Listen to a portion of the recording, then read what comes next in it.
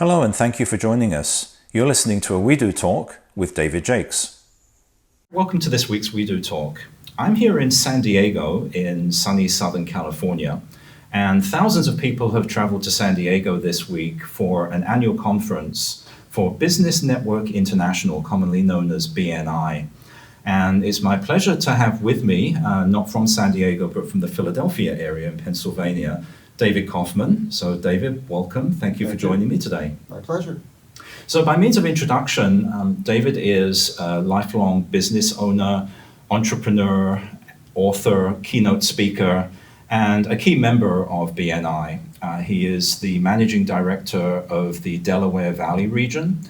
He's also very much involved in philanthropy, so a lot of things I really want to chat to you about today. But David, I guess my first question is, when you were very young, did you see life as an entrepreneur, a job creator, and doing a lot of different things, or did you envision a more traditional corporate career for yourself? No, definitely not the career I ended up with. Now, my original dream as a child was to be an electrician. So none of this was in my thoughts as a child. Yeah. And that actually, wasn't that your first business, was in the electronic industry? Yes, it was. Okay. Tell us a little bit about that. So my first business was a alarm company called Secured Monitoring Systems. And I had that for a short time, and then the industry began to change, and I realized the big corporations were going to crush the little guys. So I quickly sold that off to one of the big corporations and started my second company, which was Jordan Electric. So I was an electrical contractor, and I built that business from me in a truck up to 4 crews on the road and 11 employees. Wow. And how long did that happen? How long did that take for that business to develop? That business developed, took a couple of years, and then I got a phone call from my cousin who had a contact, very wealthy gentleman, and he said, will you run to this guy's house and change light bulbs? His electrician refuses to change light bulbs. And I said, as long as he's paying me, I'll go change light bulbs. And that was where the company really took off, because once I got into that crowd, that wealthy group of people, they were just looking for someone who would show up when they said, do a professional job, not hurt their company, and it just expanded from there. Yeah. So it was probably my 3rd or 4th year of business as an electrician when it really took off. Right. And then you got into the general construction industry, I think, from that. Yeah, probably that was about 15 years into the business. Uh-huh. And you're in people's houses, and my concept with my crew was you must leave the house cleaner than when you got there. Regardless of how dirty it is, you clean it up. So when that customer comes home, they see perfection. Because if they see perfection on the outside, they know all the work you did as an electrician in the walls is also perfection. And then they started saying to me, well, could you do my kitchen? Could you do my bathroom? Would you renovate my basement? And so I agreed, and Kauffman Construction was started. Wow. And is that always in the Pennsylvania area where you're originally from? Yes. And so a common mistake that contractors often make is they reach too far. And no matter what you do, there's always callbacks and service calls. And if you start doing work outside, where it's called geographically undesirable, for me down the shore, which is an hour and a half, where some of my clients had vacation homes, I wouldn't do the work down there, because if a switch went bad, now I've got to send a crew for 3 hours of driving for 10 minutes of work. And you can't charge enough for that. So from a customer service side, it didn't make sense for me or for the customers. So we kept it tight around the Philadelphia area. Yeah, I'm kind of smiling here because I live in the heart of Silicon Valley, which is a pretty affluent area. So there's a big premium on contractor charges, and we pay a lot more than you do if you drive 100 miles east and you go out into the Central Valley. So yes, it is very much a market that is consistent with its geography, I'm sure. Yeah. So then you had a life-changing incident, I believe, that stopped you in that business. Would you tell us a little about that? Yeah, sure. So it was just a Friday night, and my youngest daughter needed a pair of pantyhose. She had a party to go to the next day. So we hopped in the car and drove off to the pharmacy, And then there was a Villanova football game ending at the same time, and a drunk student just speeding down, doing 75 miles an hour in a 25-mile-an-hour zone, and didn't stop for the red light. So that became a horrific accident. I don't remember much of the accident, but that was a huge life change for me, yes. And your daughter was okay? She walked away without a scratch, so I'm all good with that. Yeah. Yeah, and everything happens for a reason, and I do believe, due to that accident, I could no longer do construction. I had lost the feeling in my hand and had a number of surgeries after that. But if that hadn't happened, I wouldn't have jumped into the next phase of my life. Wow. So. And so what was that pivot? What came next after construction? All I knew was construction, but I knew I had children in college. I got to pay the bills, right? Yeah. So I did a lot of thinking, and I'm a true believer, if you don't love what you do, your life is miserable. And if you're miserable, then your family's miserable, and it's just not a good scenario. So I started thinking, what do I love that I could physically do at that time? And I said, I love to travel. So I started doing some research, and I searched for a franchise in the travel industry. And then I found one, but I wasn't very trusting of franchises. So during the interview process, I asked for the owner's cell phone number. And they said, oh, he'll answer his phone at any time.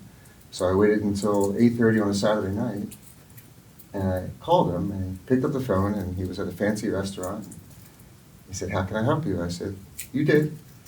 I just wanted to make sure that what they told me was true, and I said, enjoy your evening, and I bought the franchise the next day. Ah, wow. And so that was like a travel agency? Correct. So that company, which I still own, is called Fun on the Waves Travel. And while I don't operate it, I have an employee that operates it. Right. So that business is still up and running, yes. Yeah. Great name, by the way. Branding is really important. How did you come up with the name of Fun on the Waves?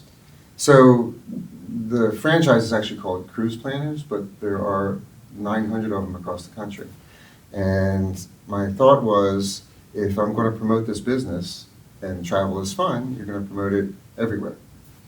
And I thought, if I found a gentleman or a lady in a bar, and it's 12 o'clock at night, and they've had a few too many, and they say, what do you do? And I decided everyone should be able to remember Fun on the Waves. Mm. So if you just remember Fun on the Waves, you can go to funonthewaves.com and find me. So that's how we came up with the name. Yeah, that's great. And one of the very early interviews that I did was a gentleman I know who is a surfer, and he coaches people in finding balance in your life, and his website is Surfing for Balance. And again, it's a very catchy, very, very nice brand, so that's really good. David, that's not what you're doing today. You're a founder of another business, Your Business Basics. Correct. And I believe that is probably connected with your book, Yes. called Your Message. Mm-hmm. And in that business, if I understand correctly, what you do is you basically coach people in how to deliver their message, how to present themselves, how to look at it from the customer's point of view. Would you tell us a little about Your Business Basics? Yes. So in between there, I started working with B&I, and I found that there were a lot of business owners, mostly small business owners, who are excellent at what they do. They just don't see it from the customer's eyes, right? And you see it in business cards. Have you ever picked up a business card?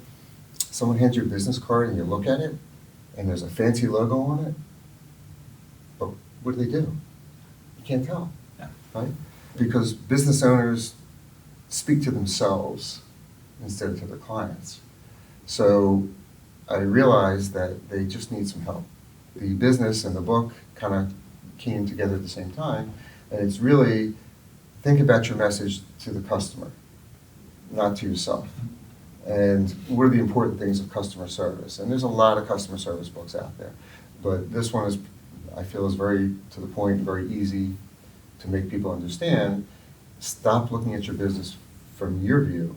Yeah. Start looking at it from your customer's view, and that's where the coaching came from. Yeah, and that is something that I've actually done in my prior career in business and finance and looking at financial transactions. And I would always, if there was a transaction that was being presented to someone, I'd always try and look at it from the other person's side of, well, this seems an attractive deal to me, but what's in it for them? What do they benefit, and why would they do this?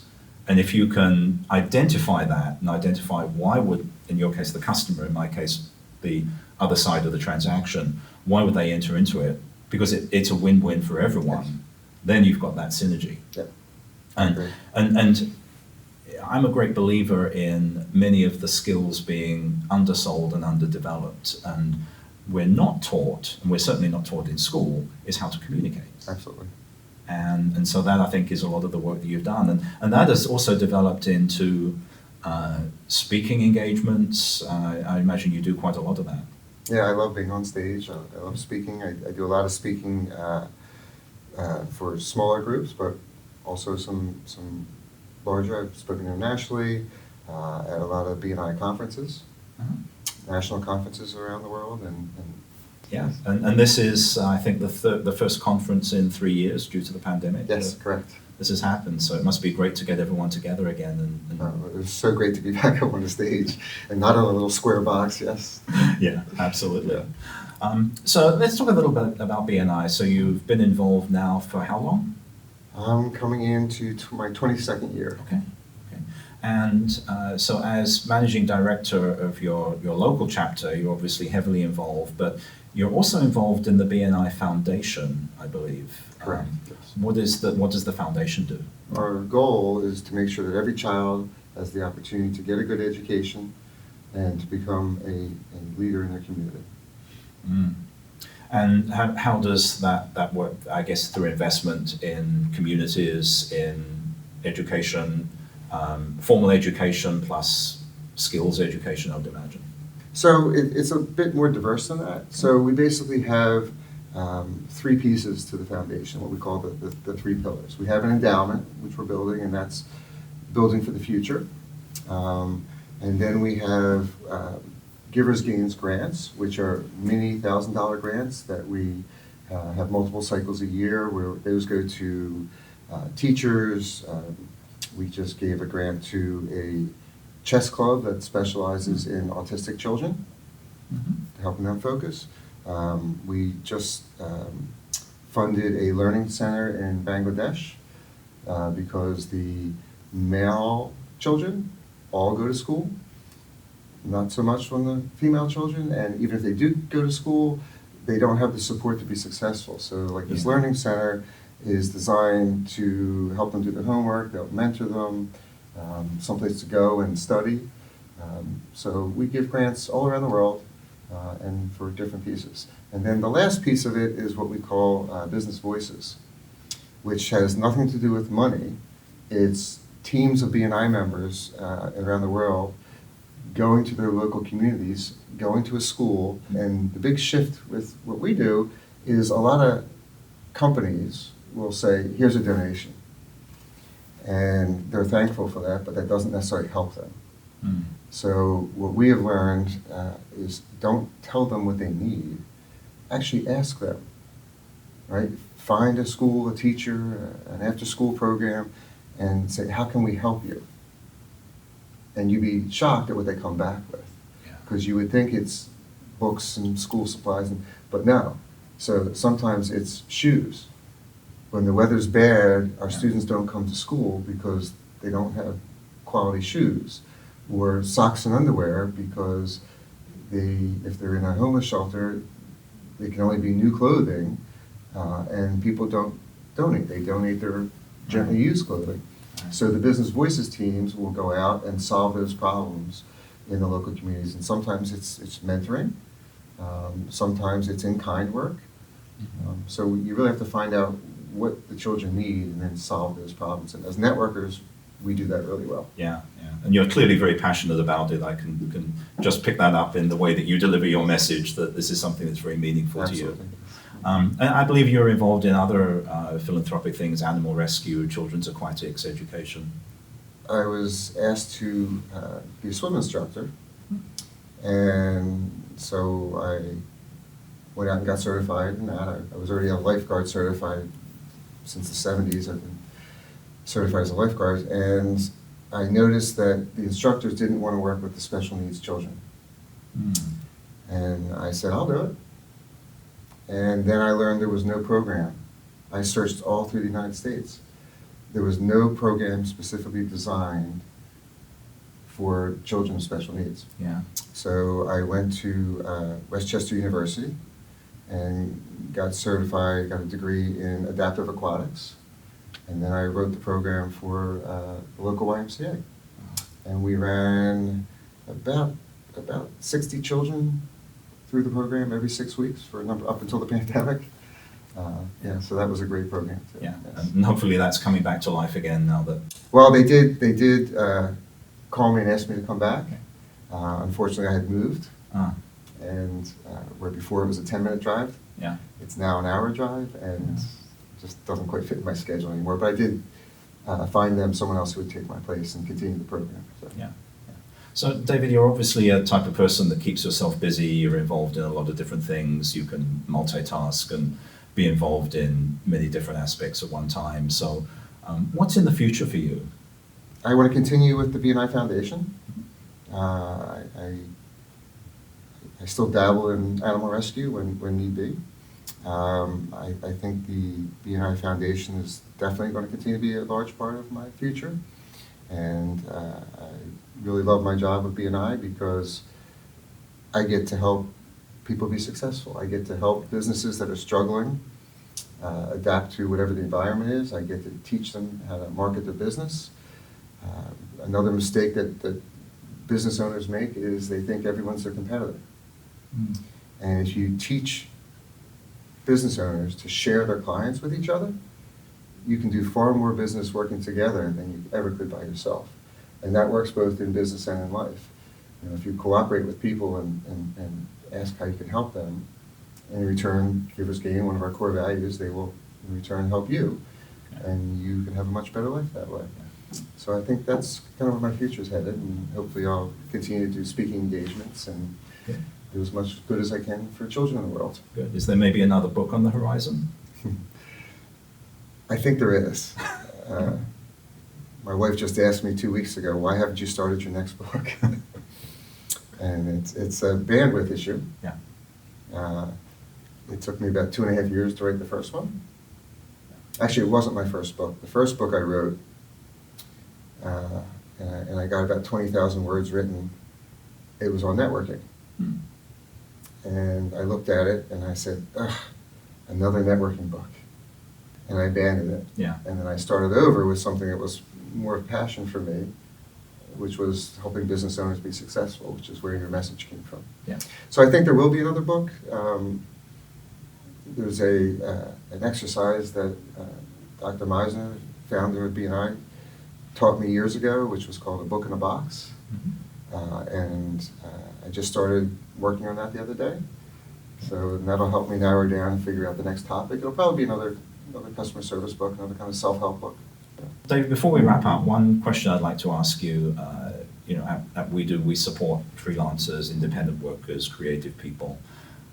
Many people are employed in the corporate world, have those more traditional corporate jobs, and are not happy, are not fulfilled, and would love to go out and do their own thing and do it on their own. That's a very scary thing to do. Yes. And it's a big jump, especially when you're used to having the regular predictable paycheck and you don't necessarily have to go out and market your services. If you had to give them one piece of advice, what would you tell them? When I started Jordan Electric,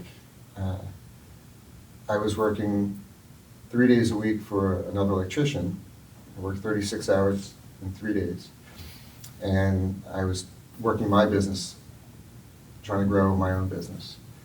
And one night I get a phone call, and he said, "Is that new van in the parking lot yours?" And I said, "Yes." And he said, "I want you to work full-time for me." And I said, "Okay, I'll give you 40 hours in 3 days." And he said to me, "You either give me 5 days a week or I fire you." And I have never been fired from a job in my life. Not as a child, never. And I wasn't going to let that happen. So I quit. And I hung up the phone, and I started sweating because I just realized that steady paycheck was now gone. Yeah. But it was one of the better decisions of my life because it forced me to do what I had to do to be successful. Yeah. So you have to conquer the fear, because if you don't conquer the fear, you will never do anything. Right? You'll be stuck in that unhappy situation where you get up and you work, and you go home and you're just not happy. Yeah. And that will bleed into the rest of your life. So you have to conquer the fear of starting something. And I think the second part, or to truly answer your question, I think you have to find your passion in life. What can you get up every day and just be excited to do it, right? And then find a mentor. Find a business mentor. Find someone who can guide you. So you're all going to make mistakes. I can't tell you how many mistakes I've made in business over the years. Some big, some smaller, right?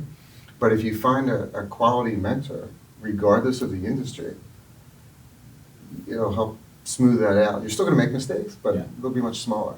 Yeah. So don't be afraid to do it, but make sure it's something that you're truly passionate about, so that you can wake up every morning and say, I can't wait to go do whatever that piece is. Yeah. So that would be my advice. Yeah, and I'm sure you've been a mentor to other people. If somebody comes to you and says, I have an idea, you're the perfect person, that will probably be something gratifying to you to be able to do. Oh, I love mentoring. I've mentored, there was a young woman who was starting a business, and she had no money, and she was a train wreck, didn't understand business, didn't understand numbers. She had a website where she was taking other people's material, and I met her through BNI, and I met with her for every week for 11 months straight. She was being sued for stealing other people's material, and all that, and I got her out of all that, and now she's running a multi-million-dollar business. Wow. So I love mentoring. Because I wouldn't be where I am today if I didn't have mentors to help me along the way. So again, you have to give back. Again, that core philosophy of givers gain is important. Yeah, and it is about that sense of community. And I think you're right that even people in the same business, rather than looking at each other as enemies, it's like, how can we work together? Right. And even just exchanging ideas. David, thanks for sharing your thoughts here today and your story. My pleasure. It's been a really interesting story. I know that you have been successful so far. You've taken your challenges and turned them into positives, which is great. And I hope you don't have more challenges and traumas in the future, but I'm sure whatever you do will be successful. So finally, if anybody is interested in reaching you, what's the best way to find you? So probably the easiest way is just send me an email. It's just david@yourbusinessbasics.com. Okay. And I'll be happy to answer any questions. Well, of course, I'm always delighted to meet another David. We're pretty good people in life, I think. Yes, we are. So, Yes, we are. but many thanks again, and all good success for the future. Thank you. I appreciate it. And thank you, everybody, for watching. If you enjoyed this video, please leave your comments below, and I'll see you next time. We upload a We Do Talk every week, so if you enjoyed this one, please subscribe and leave your comments below.